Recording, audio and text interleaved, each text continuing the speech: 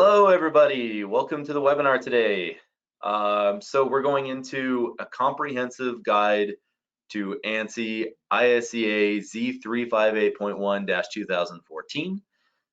Welcome. We greatly appreciate your attendance today. People are still kind of rapidly joining. We have a lot of people here today, so thank you very much for attending and being a part of this. And we hope that this is all useful information for you. We're going to cover the standard, give you some insights into the standard, very brief history, and give you some tools and ways for you to bring your own sites and equipment into ANSI compliance and therefore OSHA compliance. So thank you very much for joining us today. We're going to get started.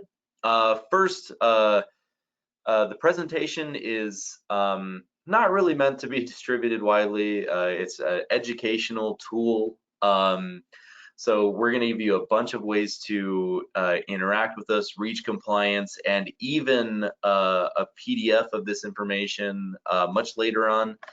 So if you're feverishly taking notes, don't worry about it. We're going to share a bunch of information for you to make resharing this information or taking bits and pieces of it and improving your overall compliance a piece of cake. So questions, if you end up having questions during the webinar, please submit them. There's a questions section there on the toolbar. Be sure to use it. So my buddy Hayden, I'll do introductions here in a second, but he's in the background. He'll be answering questions, but if you would like your question answered by yours truly, you have a technical question, you need some specific bit of information about the standard or compliance and etc., submit that question. With all the questions that are submitted in there, I'm going to put together an Excel spreadsheet of those, answer all the questions, distribute it with the attendees so you guys have all of those answers in hand and you can do and look over them in your own time. So be sure to submit those, please, as you think of them into the toolbar. Now, the webinar is being recorded. It's going to be available on demand. So again, we want to make this as easy as possible for you to rewatch, reshare, etc. out after the webinar. So it's being recorded. It'll be available on demand. It'll be available on our YouTube channel too. And we'll send all of that information to you about 24 to 48 hours after the presentation. So be looking for an email from us. It takes me a little bit of time to answer the questions. Sometimes you guys get real technical, real good questions, which I love. And sometimes it takes me some time to put together, real detailed answers for you guys. Now, poll questions will be launched throughout the presentation. We have 4 poll questions, 2 additional that are just interactive questions. They're going to give you a little bit of insight into what your fellow attendees think about certain situations, and we'll share the answers immediately after. There's also a follow-up survey that's going to go out after the webinar, and we'll get you a $5 Starbucks gift card, coffee on us, for participating in that survey. So ahead of time, just thank you for participating in that, and we'll send your gift card shortly after the survey's done. Now, that's me, Justin Dunn, Senior Field Marketing Specialist, presenting this information to you. I've been with Haas for about 8 years, highly focused on safety and ADA standards and things of that sort. With me is Hayden Delgado. He is the Field Marketing Specialist. He's in the office right behind me. We both work with the marketing and sales teams very closely. Hayden, do you want to say hi real quick? Yeah. Hi, everyone. I'm Hayden Delgado. I've been with Haas about 4 years now. As Justin said, I'm a field marketing specialist, and thank you all for joining us today. Together, we are ADA and ANSI super specialists. So we think we're in a kind of a unique situation dealing with this stuff every day. where we can present this material to you, hopefully in a way that's digestible, that you'll enjoy. You'll get a little bit of insight into this information that you wouldn't get from just reading the ANSI standard, which is just a riveting document if, if you haven't downloaded it and looked at it. This will hopefully break everything down for you in a nice uniform way that'll be digestible. So we're going to cover the ANSI standard. I'll give you a little bit of history on the standard too. Significant requirements of the standard. I'm going to teach you how to test for those. Best practices for emergency equipment. Give you some additional resources for compliance towards the end of the webinar. And then we'll end with a version of the Q&A today. We had some incredible questions pre-submitted from our attendees in the webinar today. I have those listed out. I'm going to answer those towards the end of the webinar. But again, submit your questions and I'll make sure to compile all of them and get you a document after the webinar so you have access to everything. Which is going to lead us into poll question number 1 before we get into it. So Hayden, if you would start that, please. Yep. So our first poll question today is, which best describes your role in choosing showers and eye face washes? Please select one answer here. The options are place the order, install and or maintain product, specify product and plans, decide or make recommendations, or I do not have a role. And thanks ahead of time for participating in these. They help us gear the information towards our audience better, make sure that we're giving you the kind of insight that you're looking for and so on. So thank you. We really appreciate it.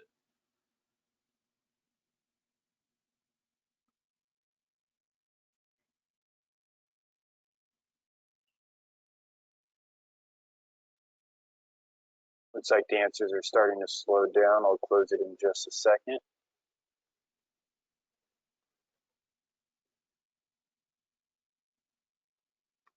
All right, thank you, everyone. All right, thank you for that. And then I'm positive that if you managed to track down and you are interested in an ANSI Z358.1 presentation from Haas on emergency equipment, you probably know who OSHA is, but just in case, they are the Occupational Safety and Health Administration, and they are the agency responsible for regulating emergency shower and eye wash facilities. And the reason I'm bringing that up because many of you know, but some of you might not know, their standard is 29 CFR 1910.151C.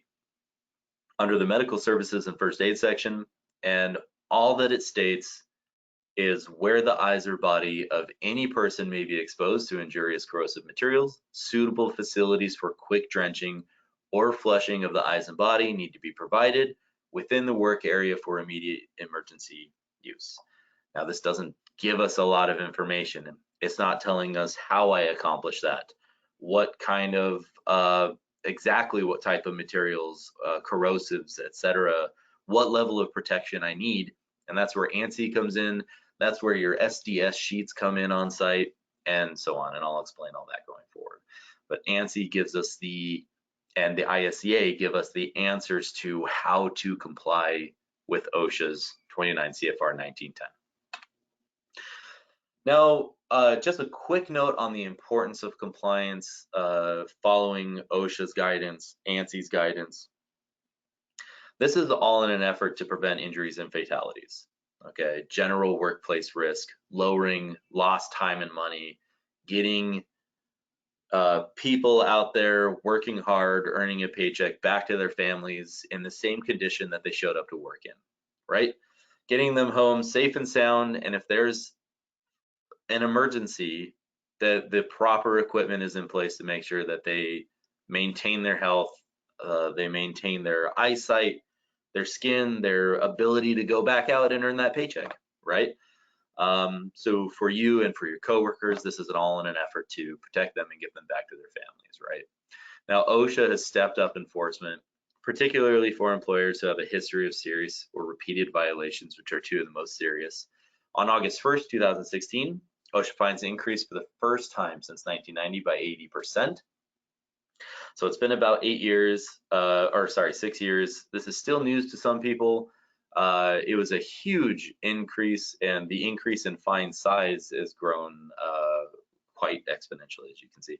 Now, effective January 2nd, 2018, OSHA fines will be increased annually by 2% to account for inflation. So they're only going to keep going up, and preventing lost time for the worker and for the company are both important, right? Avoiding litigation, avoiding any situations where the proper equipment wasn't in place, and we get into a nasty series of maybe lawsuits and et cetera. So just making sure that we have the right equipment in place from the get-go, right? So speaking of OSHA fines, that brings us to our first interactive poll. Hayden, would you start that real quick? So we're going to gather information from your submissions. We'll let you know, kind of give you some insight into what your fellow attendees are thinking, and then I'll give you a little bit of insight into current fines and what the landscape of fines are across the US right now.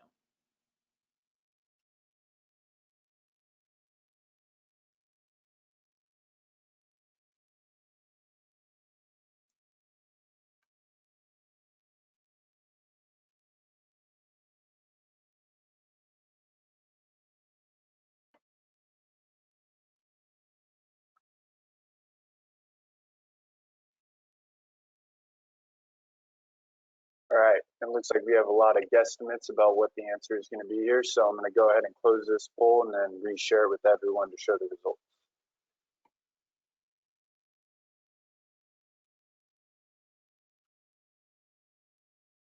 And what do we got, Hayden? I can't actually see the poll results. What's everybody saying? All right, so the top answer was 11,000 to 25,000. About 42% of people estimated that. The next option was 1,000 to 10,000, and then 26 to 100,000, and then we had 2% say 1,000 or less. Well, that's so it's good to hear that the lower end is the fewer amount of people, because that is certainly true. If you're getting a fine for just a couple $1,000 bucks, you're very lucky. Go ahead and close that. We'll move on to the next slide. So here's a real map of OSHA fines across the US. You can see that they vary wildly, from not untrue. Some of these are like $3,000 to $4,000, $5,000, $6,000 on the lower end, but you can see that some of these really get up into the higher 6 digits, and it's definitely not a number that you'd want to see as a company, or that would definitely make us sweat here at Haas, but we're on top of our Eyewash game here. So just speaking to probably the elephant in the room that you can see there, $382,000. That was in New Jersey. This is all public information, by the way. You can go and find these fines. They're of course public because we need, they want you to know what the landscape again is of what's happening, what those fines are, and so on. Actually, currently there is a just last week, February 10th. There was a plastics maker, and I won't say their name, but it's they just got hit with $127,000 in OSHA penalties, and which was for exposing their employees to methylene chloride, according to the the Department of Labor. And so they didn't have proper PPE, they didn't have eye washes and safety showers in place, and $127,000. That is a hard pill to swallow.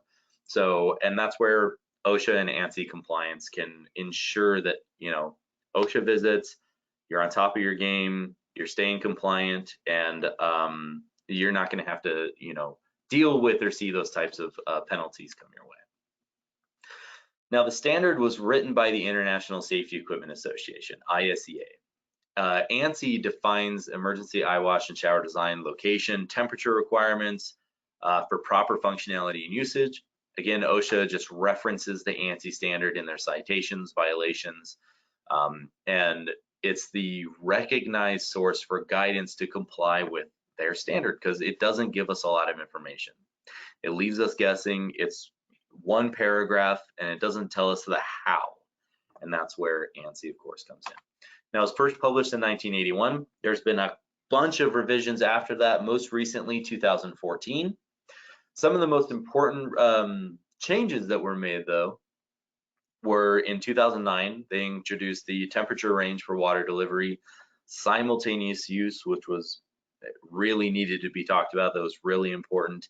Eyewash testing requirements, and then most recently, a lot of changes that were focused on the manufacturing and installation of the equipment installation location, and then just some adjusted measurements to keep up with changes in the industry.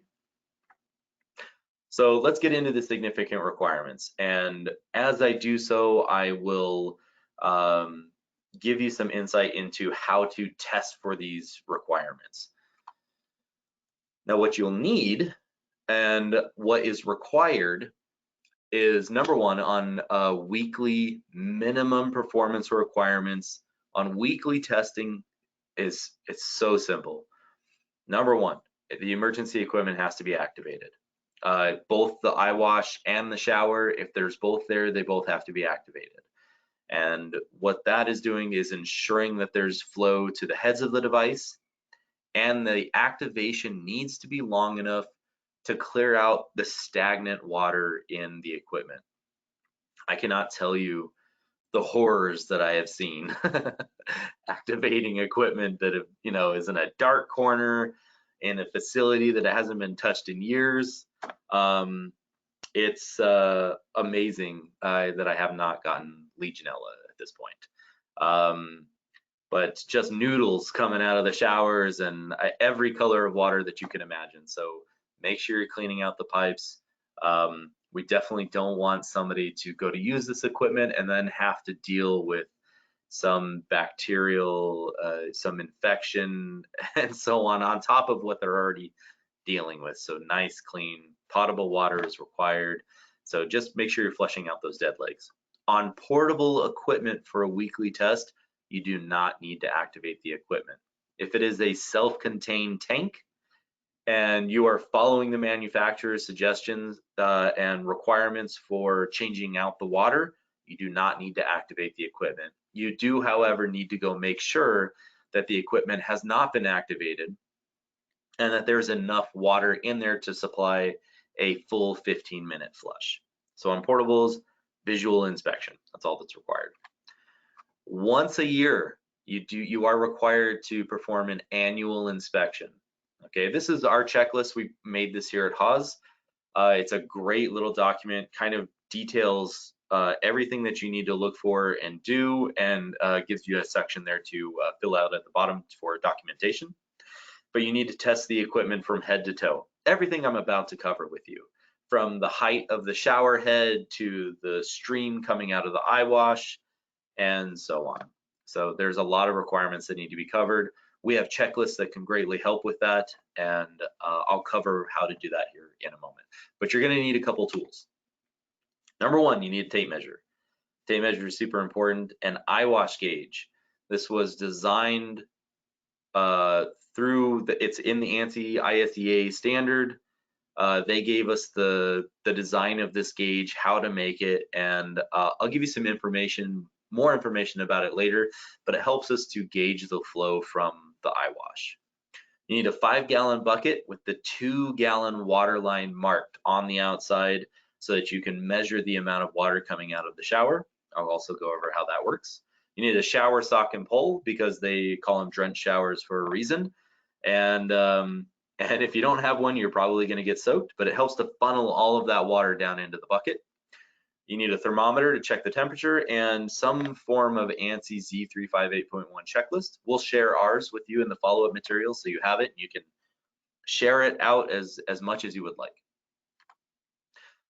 Now, so let's get into it. So this is the beginning of our requirements. There's going to be everything from visual inspections to tape measure checks to gauges and so on. I'll detail all of it. So number one, the equipment needs to be accessible within 10 seconds or 55 feet. It's a pretty reasonable distance. This is done by physical measurement or laser measurement. You want to make sure from the source of the hazard that it is no further than 55 feet. And I highly suggest measuring the 55 feet out. I think that's the best method for doing this. 10 seconds is hard to gauge. For all of us, we're all built differently. We all move differently. And, you know, I can tell you right now, if I have chemicals sprayed into my eyes, you know, being able to accurately gauge how I can navigate a facility and get to a piece of emergency equipment is difficult. And you see weird tests out there, people like smearing grease on the inside of goggles, and they're like, all right, find your way to the Eyewash. But it kind of leaves out the absolute panic you might be in, you know, while you're being harmed by this substance. So I really suggest measure 55 feet out. It needs to be located on the same level as the hazard. So you cannot have changes in levels. If you have multiple levels, you need multiple pieces of equipment. And that's due to tripping hazards. You can imagine the kind of hazardous situation that stairs, berms and stuff can create a tripping hazard. And again, you're already impaired. You may not have the ability to see very well, and you're trying to move as quickly as you can. You do not need an obstacle course in your way to get to the piece of emergency equipment. So it's got to be on the same level. Also, next, just make sure the area is completely free of obstructions. You can see some great examples over there on the right. We certainly here at Haas hope you never have to use a piece of emergency equipment, an Eyewash, a safety shower. I hope it sits in the corner and never gets used ever, because it's probably going to be one of the worst days of your life. Now, that doesn't mean it doesn't need to be maintained, and it has to keep working and be in great shape just in case. So you can see there some of these this equipment gets installed into the corner. People eventually forget about it. They pile stuff up around it. They stop testing it, and then it's needed, and we're in a bad situation. So make sure there are no obstructions, nothing tripping hazards or equipment in the way. The area needs to be well lit and easily identifiable with highly visible signage. This one's super easy. The stock signage that comes with your emergency equipment should be absolutely perfect, but check for proper signage. Make sure in outdoor areas they're not faded by the sun. Make sure they're not broken. Make sure they're easy to read, easy to see, and easy to understand. And make sure that they are visible from the direction that you're going to be moving from. Right? If you have the hazard, this is where I'm going to be working. I need to navigate to there. Make sure the sign is facing that direction. The equipment also needs to be capable of delivering flushing fluid for a full 15 minutes. Okay, now run each piece of equipment for a full 15 minutes. I know this can be difficult. If you can even just run the source of water that's supplying that shower, that would be a great way to do that if you're in you have equipment in sensitive areas that you can't do a 15-minute test in. Focus on testing the source of the water and measuring as best you can. But the 15-minute is a requirement for the annual inspection. Hopefully there's drains nearby. The ANSI standard does not indicate any requirement for drains. That's your local plumbing standards if you're looking for them. The image on the right, just as a quick example for the signs, there's no sign here. You know, imagine trying to hunt this down. The heads are yellow, so that kind of helps, but they're shoved in between this equipment. There's nothing really indicating that there's emergency equipment over here. So the signage is incredibly important. Now the outlets need to be protected from airborne contaminants. So ensure that the heads of the device and any stored flushing fluid is covered and protected. You got to have your dust covers in place. Actually, let me back up a slide. You can see there, no dust covers in place. That would be non-compliant. We want to make sure those are in place, so there's not anything getting built up into the outlets for the water that's going to clog or block them and prevent it from doing its job correctly. Now, dust covers also need to be self-removing. So upon activation, they should pop off on their own. So just activate the equipment. Usually on a weekly test, you can tell, yeah, the dust cover pops off by itself and you're good to go. But some older equipment and stuff can be a little finicky, and some of it was designed a little weird. So make sure you're testing that the dust covers come off all by themselves. Can't take an extra action. Oh, there's one of my coworkers. You can tell by the look on his face that that shower is freezing cold. The equipment needs to go from off to on in 1 second or less. Okay, that's very quick. Immediate water activation upon activation, almost 1 second. And that's just to ensure that you're not waiting. You know, there's not a big empty dead leg. You're getting water immediately. There's no clogs, etc. And it has to be able to be done without, it has to remain on without the use of the operator's hands. Now, way back, self-closing valves were much more common. It was much more common to have a self-closing valve with a big spring on it. You would have to pull the shower and hold the shower open, or push the paddle and hold the paddle open. Okay, now you have a lot to do when you activate emergency equipment. You have to hold your eyes open, you have to remove your clothing, you have a lot of things to do, and holding the paddle open, the shower, you know, patting your head, rubbing your belly, or if it's the other way around, it's a lot to do. So these valves need to stay open indefinitely upon activation. Now there's certain requirements for the flow coming out of the equipment. Eyewashes, 0.4 gallons per minute, and that's just because it's the two streams. When we get an eye face wash, there's a lot more water there. That's 3 gallons per minute. And drench showers have to deliver 20 gallons per minute. And of course, if you have a combination of several of these pieces of equipment, you have that much more water that you need to supply. So for instance, an eye face wash and a drench shower, that'd be 23 gallons per minute. Here you can see a great video here demonstrating the flow pattern. It's controlled. The user is comfortable in the streams of water. This is important because we have to provide a controlled flow of flushing fluid, and it has to be at a velocity that's low enough to be non-injurious to the user. Now, if you can imagine a worst case scenario, you're covered in corrosive materials, it's actively doing damage to your skin. Try to keep in mind that the victim's comfort when you're shopping and you're getting emergency equipment. They're not all built the same. Okay, now this is dispersing water into tiny droplets over a nice even area. You have the gentle flow from the axion covering your face. This is a great example of a controlled flow. Now what we're trying to avoid is something I'm going to show you here in just a second. So here you go. Too much flow on the left, too little flow on the right. Okay, keep in mind those flow rates I covered earlier, 0.4 gallons per minute for an eye wash, 3 gallons per minute for an eye face wash. On the left, you don't want to stick your face in that. That's going to hurt. That's not going to feel good. Under normal circumstances, putting your face into an eye wash that you find out in the field is uncomfortable. But having to maintain 15 minutes with your eyes and face in that it's not going to feel good. Okay, this is mostly due to a lack of flow controls in emergency equipment, way too much water pressure blowing flow controls out. So it's got to be controlled. Okay, and then obviously if you don't have enough water, you're picking which eye you want to save, right? We only have enough there for one, so pick your favorite.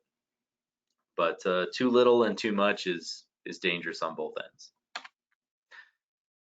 Now the flushing fluid, so we talked about the gauge a little bit earlier. This is model 9015. This is our Haas eye wash gauge. It's easy to read, it's clear.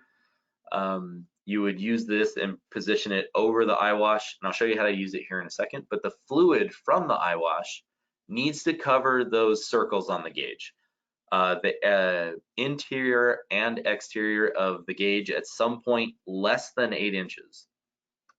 So what you do is start at 8 inches, right where the video is kicking off there, and slowly lower the gauge. And so long as that gauge aligns with the eyewash streams, at any point under 8 inches is considered to be compliant. And what this gauge is doing is making sure that it's meeting average human anthropometrics, average human eye spacing. That's all it's doing. It's making sure that it's usable. This doesn't test injurious flow and things like that. It just makes sure that if you put your face in this, the eyewash streams are going to meet your eyes. Here's a better view from above. So remember your minimum rates. Measure 8 inches, lower it, you can see the eye streams perfectly hit inside of those eye circles and cover the area with water. So this is perfectly compliant.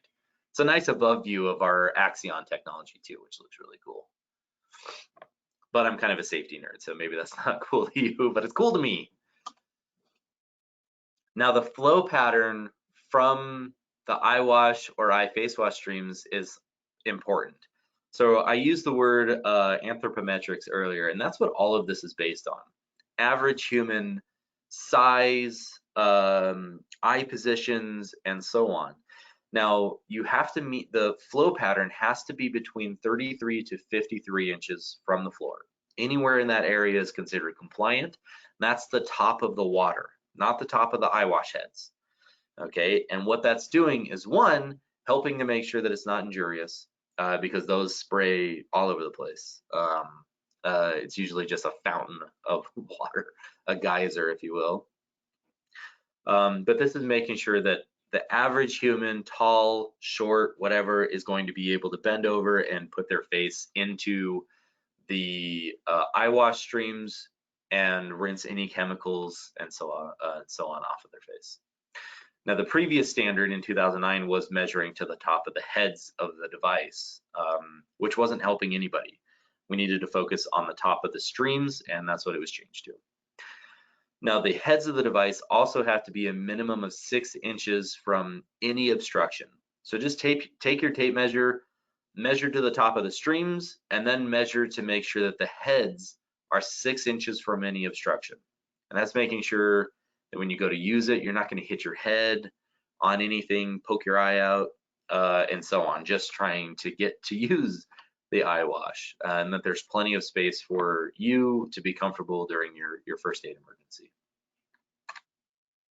Now the flow rates, so the 5-gallon bucket with your 2-gallon water line marked, grab your shower sock and your pole, grab your thermometer, throw the thermometer into the bottom of the bucket, place the shower sock around the shower head and position it into the bucket, or you're gonna get wet shoes.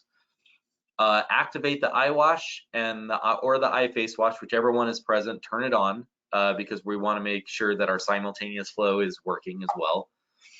And if it's a combination unit, the expectation is that the shower can function appropriately with the eyewash or eye face wash running, right? You can't treat them as separate pieces of equipment.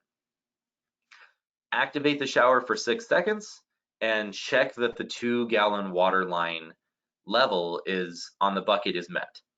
Now this works the same as checking your pulse. When the nurse does it, she doesn't count your pulse, the beats for like a full 60 seconds. She checks it for like 5 or 10 seconds and then just does the math in her head. Well, this is 6 seconds, and 2 gallons times 10 is 20 gallons over 60 seconds, which is meeting the standard. So long as the 2 gallons is met at 6 seconds, you are meeting 20 gallons per minute for the shower. And again, make sure that the eyewash or eye face wash is running while you do that, because it has to meet it during that, because it's meant for simultaneous use. Shower flow pattern. Okay, so the pattern, the column of water coming out of the head has to be 20 inches across, 60 inches above the floor. Average human shoulder spacing and height. That's what that's based on. So if you stand under that, your entire body is going to get covered. And just make sure that the center of the column of water, so take your tape measure, measure 20 by 60, and then from the center of the column of water, make sure 16 inches around, there's no obstructions in the column of water, right? We want your whole body to fit in there and you not have to, be shoved up against a wall fighting to get your body under the water or so on. So we have a compliant, non-compliant example, nice and wide on the first one, and then way too narrow on the second. It's not going to cover your body appropriately. Here is Bill, another of my coworkers, a couple offices down. He is using a tape measure to measure that 20 inches wide. He already measured 60 inches up, and just ensuring that the flow pattern is meeting those requirements. Pretty easy to do this in an outdoor setting. If you're in a hospital hallway or clean room or something like that, it's a little more difficult to do, and there's going to be some cleanup, obviously, but very important to make sure your shower heads are working appropriately. Also, if there's damage to the shower head, you're going to want to get that replaced. Any damage to it is likely to affect the shower flow pattern. Newer shower heads, like our own Axion heads, use a centralized nozzle to disperse the water evenly. That's what you're seeing there. That's Axion technology, spraying evenly across the body. There's no gaps in the water coverage. It's actually spinning the water into tiny droplets. If you were to stand under there, it feels real gentle. This is important because older equipment, even Haas was guilty of this way back. They used the shower bell to disperse the water. So it would hit a plate, disperse the water across the shower bell, and it would create some effects that would not be entirely safe. I mean, I guess they were safe, but it's not really covering your body in a way that is providing proper first aid. Okay, some of them create an effect I like to call the donut effect, where it's using the bell, but there's no centralized spray and it's not covering your body appropriately. It's more spraying around your body. So watch out for that. Now the shower head itself, the outlet for the water has to be between 82 to 96 inches. That's just making sure that the spray pattern isn't too high, it's not too low, and it's centered on your body correctly. Just use your tape measure, measure to the outlet of the water, to the standing surface, and make sure it's within that area. The pull rod, same thing, but it has a maximum height. There is no low end height, and that's because the lower the better, right? You don't want it to obstruct the eyewash, but it's assumed that the taller amongst us can reach the pull rod at any height, and we need to make sure that the shorter can reach the pull rod within a reasonable vicinity or area. So the pull rod cannot exceed 69 inches from the surface floor of the user. That's the maximum height. And again, just take your tape measure, measure to the bottom of the pull rod, and you'll know right away. So combination unit components, Eyewash and shower or iFace wash and shower, have to be capable of operating simultaneously. Okay, and they need to be positioned so that the components can be used by the same user at the same time. Okay, I don't know what it is.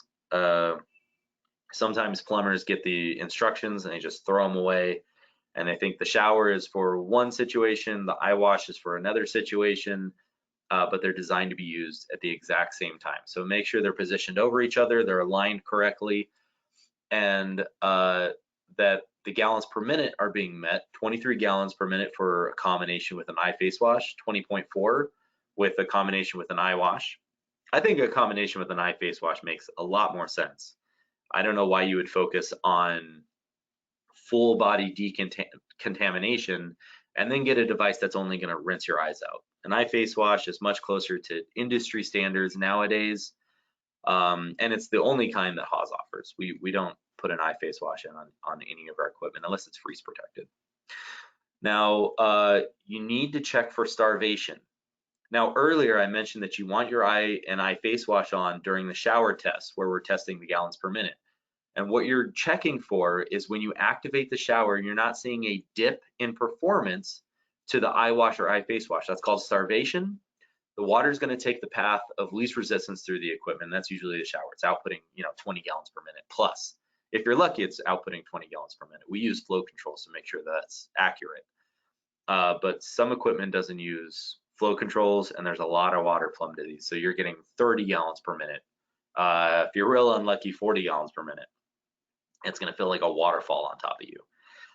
So, and it's going to steal all of the water from the Eyewash or iFacewash if there's no flow controls in place. So make sure you're not seeing a dip in performance to the Eyewash when the other is activated.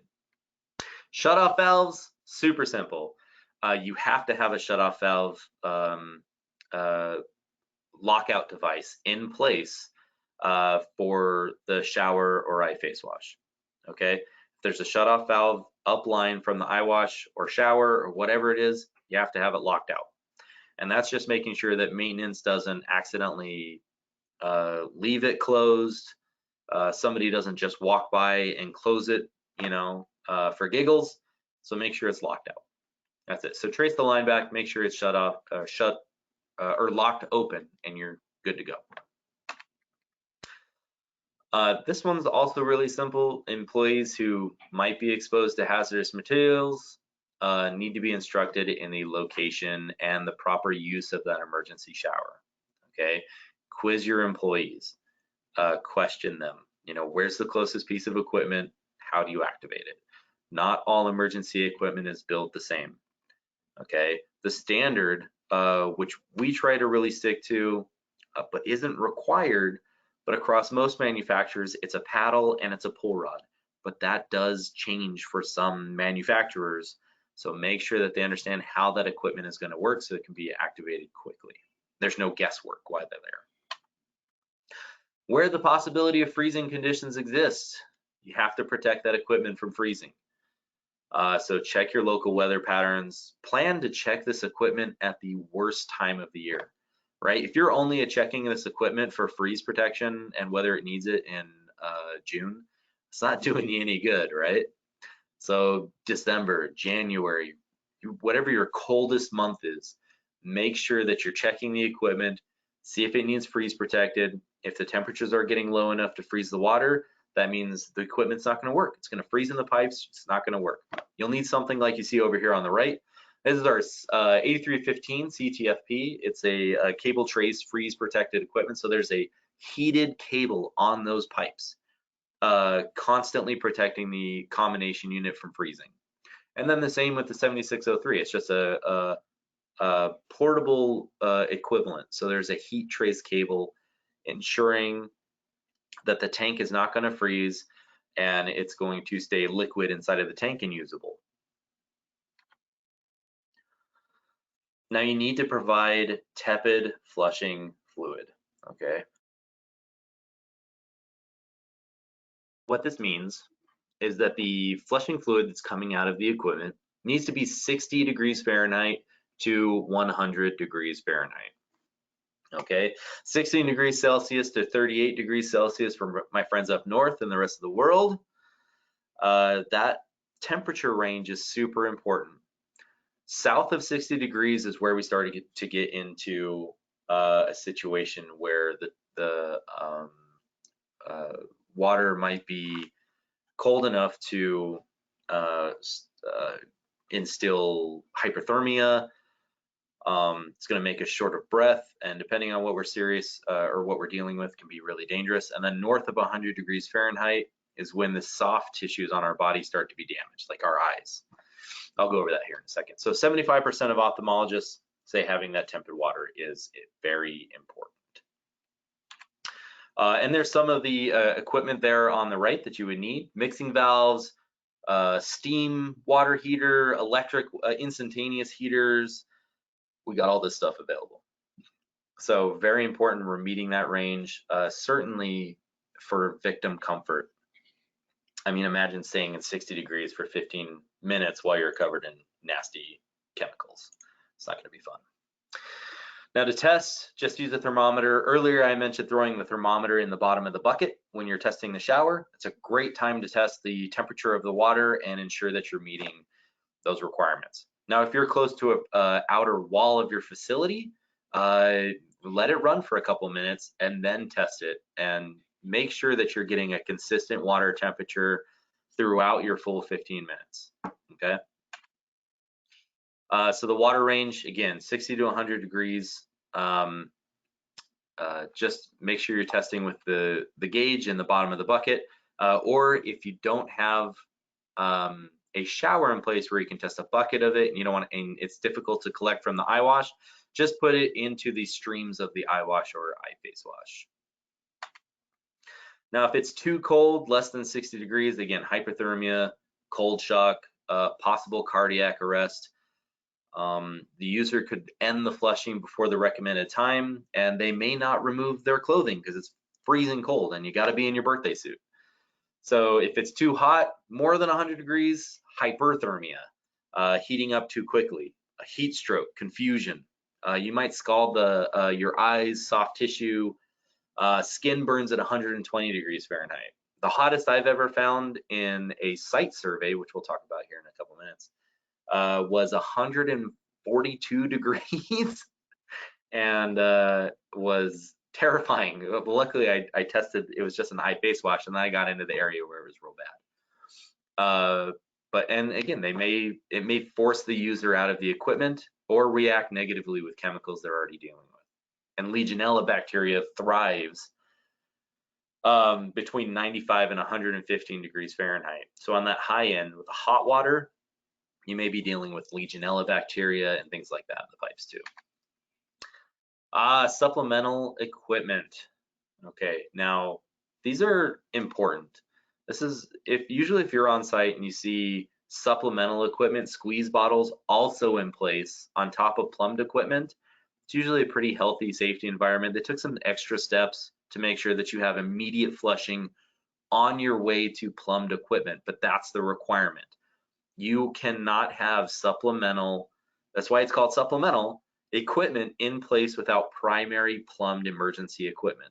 So if you already have a combination unit somewhere or an iFacewash, you can put in some supplemental squeeze bottles right at the hazard so they have immediate treatment while they go to the plumbed equipment. That's what it's meant for, okay? So make sure it's supplementing primary plumbed equipment, and check those expiration dates because these things don't last forever. Here are some of the worst ones I have found either just on the internet or in surveys that I have done, and obviously they end up holding a lot of other things. The spoon really cracks me up. The spoon, you know, you just dig the corrosive stuff out of your eye. I could not believe that was a thing. Okay, so there is an appendix to the standard, A1 through A4. There are safety considerations at the end of it covering personal wash units, first aid practices, waste disposal, personal protective equipment, and it's an important area to cover. A1, basically, personal wash units can be kept nearby to supply immediate flushing fluid, but are intended to be supplemental. That's where it reads it.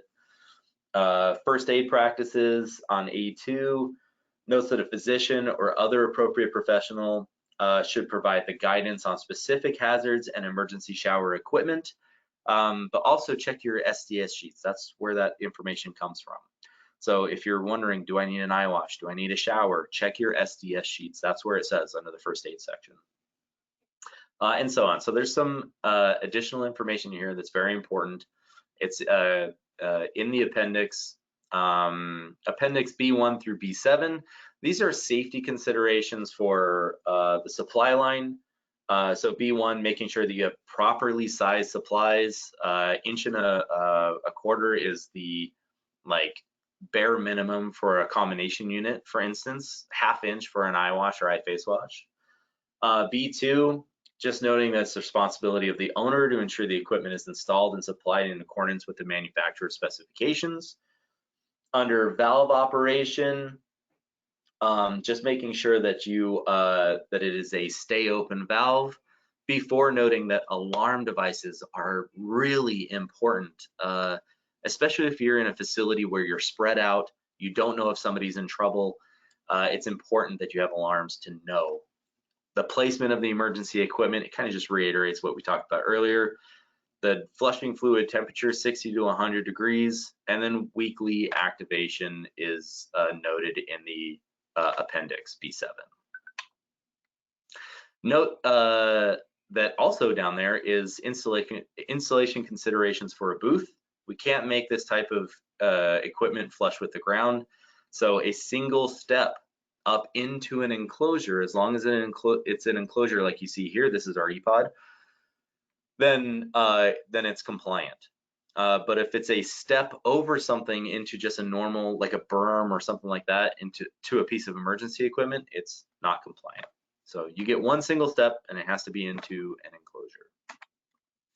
Doors, I always get asked about doors. Doors are an obstruction, but if they meet the following requirements, all of them, then it's considered okay. So the door has to be non-locking, the doors have to open in the direction of the emergency equipment, and the hazard has to be non-corrosive, and you have to have something similar to what you see installed, like a push bar or panic bar activated. So as long as it meets those, you can have a door in between the hazard and the emergency equipment. All right, Hayden, would you launch the other poll question, please?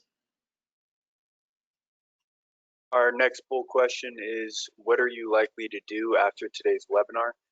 For this question, you can check as many as apply to you as possible. And if it does not apply to you, just go ahead and don't answer this one. Thank you, everyone. We only have a few more of these poll questions left too. I want to thank everyone for sticking around throughout this webinar too.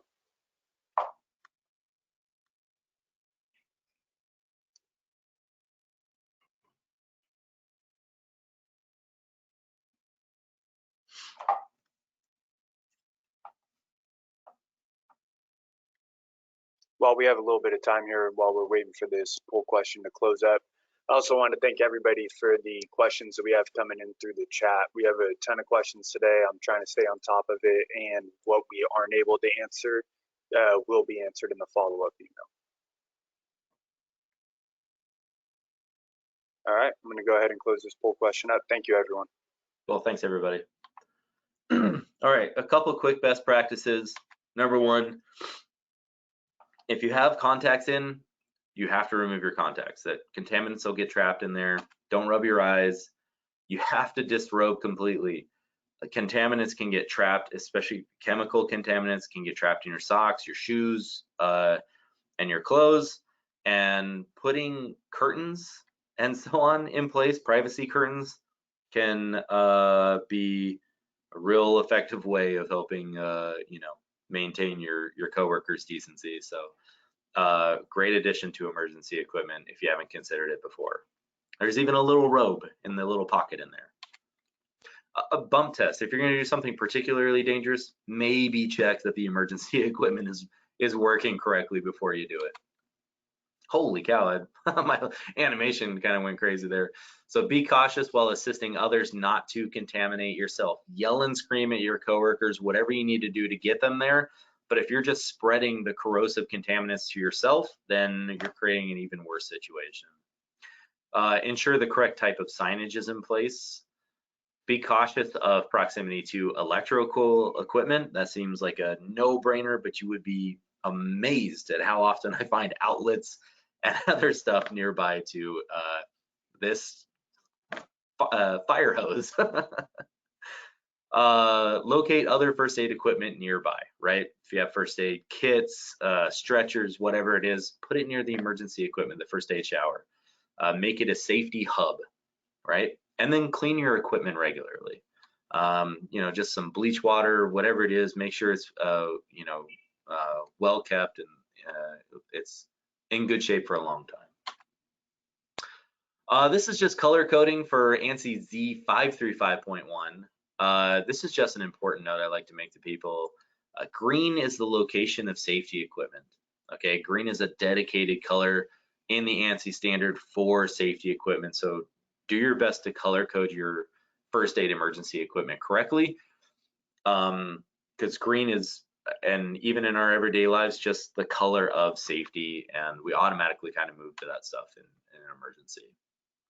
Check your SDS sheets to make sure that you're getting the correct emergency equipment in place. Eyewash for airborne particulates, eye face wash, minor incidents with your eyes and face, like low corrosive stuff that's not going to affect your skin but may affect your eyes, nasal cavities, stuff like that.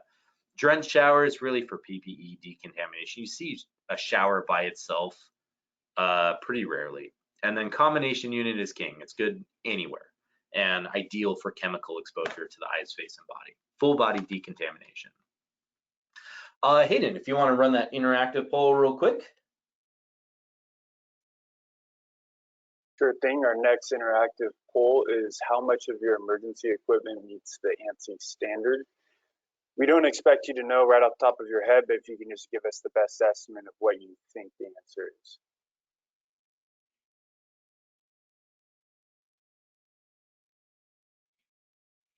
Like that last interactive question, we will show the answers to this one once all the estimates are put in.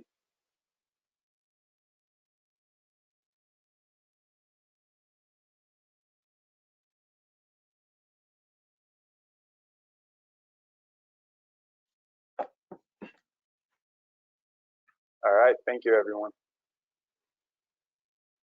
So the top answer for this question is 75% plus. That's what 53% of you answered. Next, we have 28% of you saying that 50 to 74%, followed by 25 to 49%, then 1 to 24%, and again 2% answered 0%.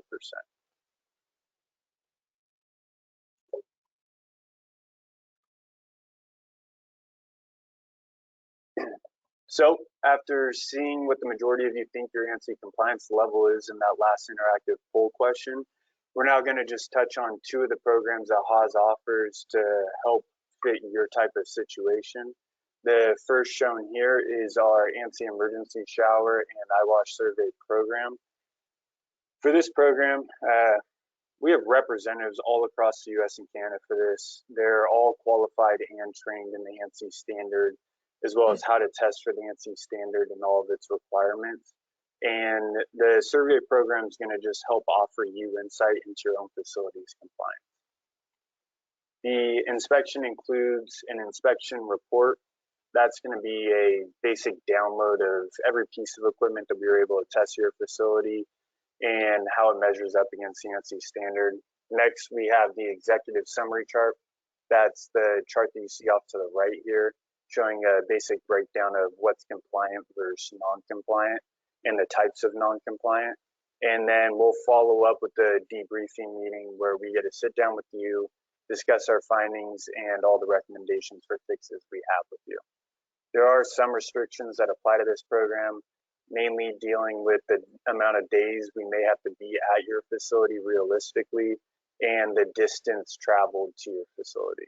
But you can use that link at the bottom of the slide, click on that, visit us on our website, fill out the form, and that'll get you directly in contact with Justin and myself. Then we can have a discussion with you on how best to move forward.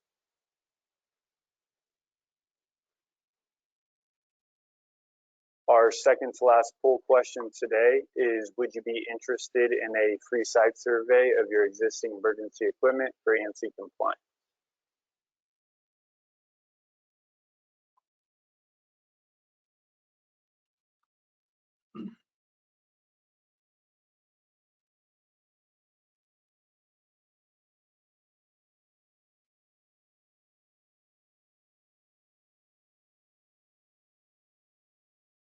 All right, thank you, everyone.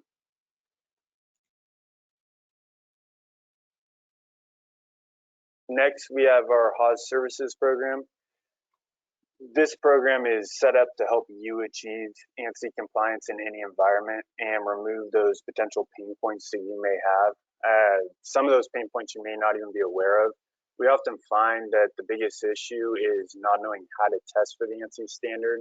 And as usual, that'll lead to non-compliance or worst case scenario, injury of an employee or a fine. I would like to point out that we do provide this service regardless of what brand you currently have installed at your facility as well. At the bottom of the slide, you'll see a quick list of what exactly is provided with our HOS services program. It's that insurance that your equipment will be tested weekly and annually.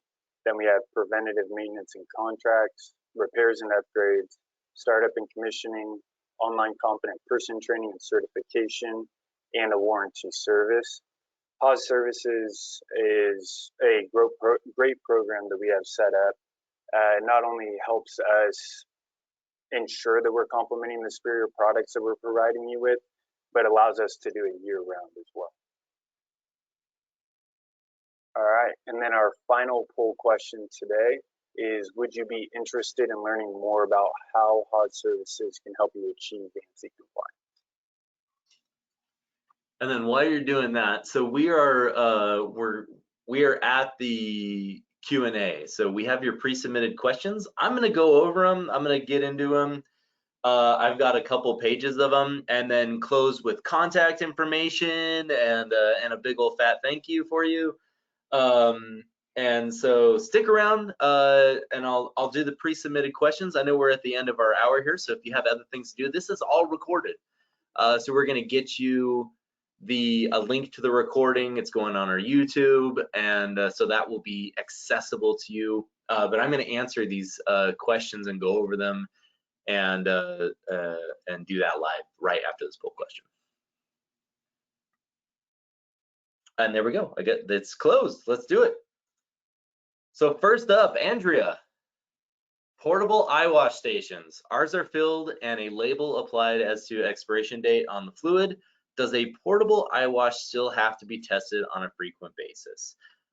Again, portable eyewashes do not need to be activated, but they do need to be activated once a year.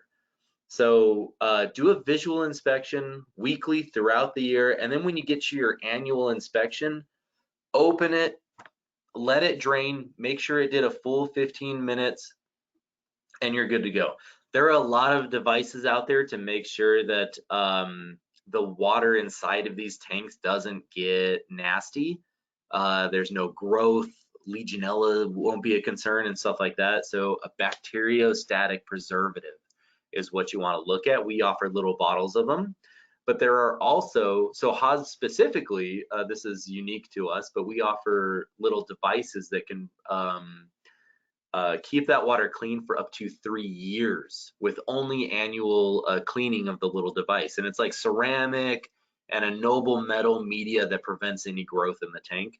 So post the expiration date, build a building maintenance schedule if you have it, put it on there, and just note that it's only visual activation on a weekly basis. Dale, do Spirion eyewash need to be checked every week or monthly? You refill cartridges every 18 months. Now, the main issue with these is that it's cool that they're great for 18 months. Some of them are good for maybe longer, but those cartridges, you still have to do a weekly visual inspection. Just make sure nobody's popped the bag and drained the water, used it, etc. But the issue is you are required to do an annual inspection. So that unit has to run. We have to make sure it does 15 minutes, the eyewash is working correctly, the height of the eyewash is correct, and all of those things. So, and popping those cartridges on an annual basis can get more expensive. So something that you can reuse, the bottles, etc., are a bit better in that sense. Cindy, we have eyewashes that have a sealed cartridge. That's why I put all these on the same page. We visually inspect the eyewash, but we do not activate it. Is this okay? You're on it. That is exactly what you need to do. Visual inspections, but remember that annual inspection, very important. Paul, what version of Z358.1 is OSHA referencing in citations? 2014. So they're referencing 2014 in some weird instances, and mostly because OSHA inspectors can't be specialists in everything, right? They are usually highly specialized in certain areas. They can't know everything. And if there's OSHA inspectors out there that do, no offense, but you are, I think, rare. And so sometimes it's an older version of the standard. There's no grandfather clause in the Z358.1. Whatever the most current one is the most current version. And they need to be referencing that if they're not, but generally speaking, it's the 2014 version. Tim, do bottle filling stations have to be installed by a licensed contractor, or can anyone install them as long as they are installed properly? And I liked this question. It has to do with bottle filling stations, which is the other half of our business. We do bottle fillers, drinking fountains, public health and hydration is our other focus. And no, they don't have to be installed by a licensed contractor unless it's required by your business, etc.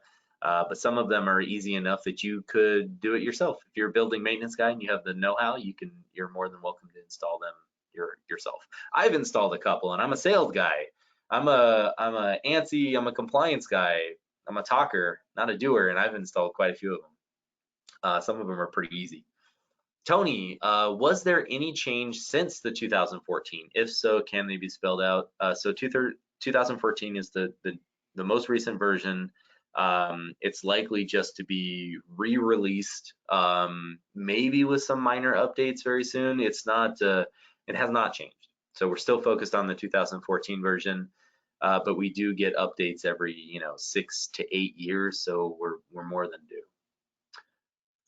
Javier, good morning. I like the greeting.